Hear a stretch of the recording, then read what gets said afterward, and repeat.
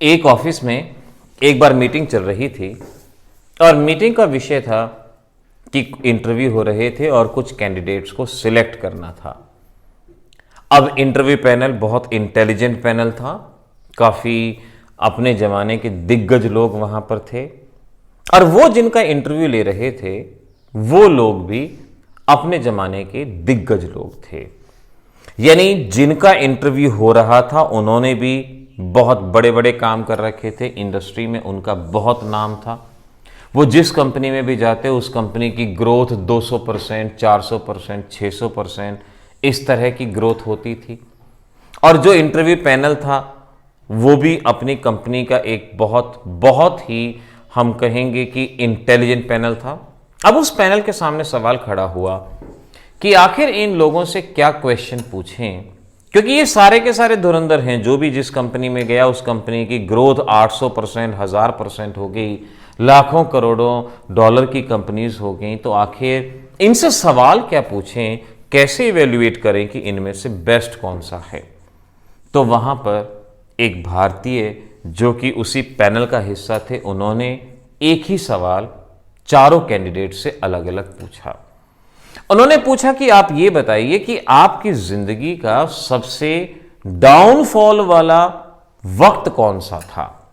यानी आप अपनी जिंदगी में जब बुरे वक्त से गुजर रहे थे उस वक्त आपकी उम्र क्या थी, आप किस उम्र में उस बुरे वक्त से गुजर रहे थे और उस बुरे वक्त से किस तरह से आपने कमबैक किया, ये उस भारतीय ने उनसे जानना चाहा।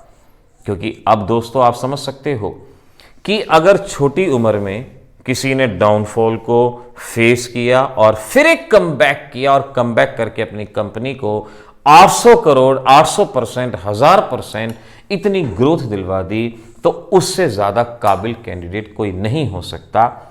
किसी ने 60 साल की उम्र में जाके डाउनफॉल फेस किया और फिर कमबैक किया, तो इन दोनों के एटीट्यूड में फर्क है। दोनों के एटीट्यूड में फर्क है। ऐसा भी हो सकता है कि उनमें से किसी ने डाउनफॉल फेस ही ना किया हो, एक अच्छी कंपनी को ज्वाइन किया हो, मार्केटिंग बढ़ा दी हो। जैसे आजकल हम देखते हैं कुछ ऐसी कंपनीज हैं जो सिर्फ और सिर्फ फंडिंग लेती हैं, फंडिंग लेके लगातार एडवर्टीजमेंट करती हैं, लगातार एडवर्टीजमेंट करती हैं। एजुकेशनल इंस्टीट्यूट हैं, लगातार एडवर्टीजमेंट करते हैं, हर चैनल पे हर एक पे एडवर्टीजमेंट रहेंगे और उन एडवर्टीजमेंट के बाद कहीं ना कहीं मार्केटिंग होती ही है। तो वो ये जानना चाहते थे कि इन चारों कैंडिडेट्स में से किसने डाउनफॉल को किस उम्र में फेस किया और किस तरह से कमबैक किया। दोस्तों यहां बात है एटीट्यूड की।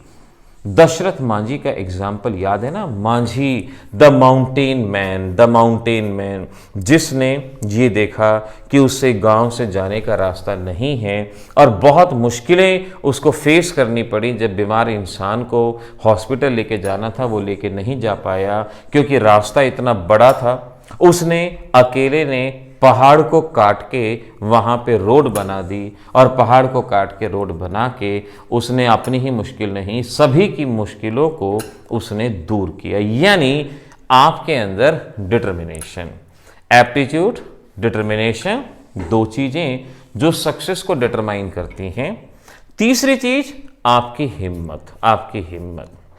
अब देखिए, ऑस्ट्रेलियन मोटिवेटर निक का नाम आपने सुना होगा।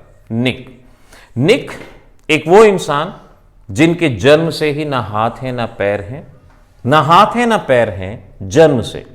सोच के देखिए, अगर किसी इंसान को जरा सी भी नाखून में भी चोट लग जाती है वो कितना परेशान रहता है, हर जगह इश्तिहार बांट देता है कि मैं बीमार हूं, बीमार हूं।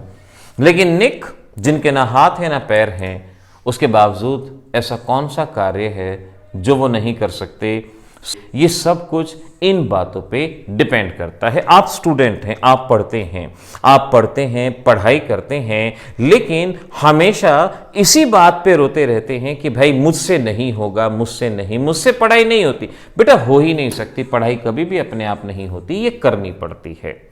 अपने आप को एक रेगुलर शेड्यूल में लाना है। दशरथ मांझी का देखो, उसने पूरे पहाड़ को तोड़ दिया। ये पढ़ाई का तो टारगेट कुछ ऐसा है भी नहीं।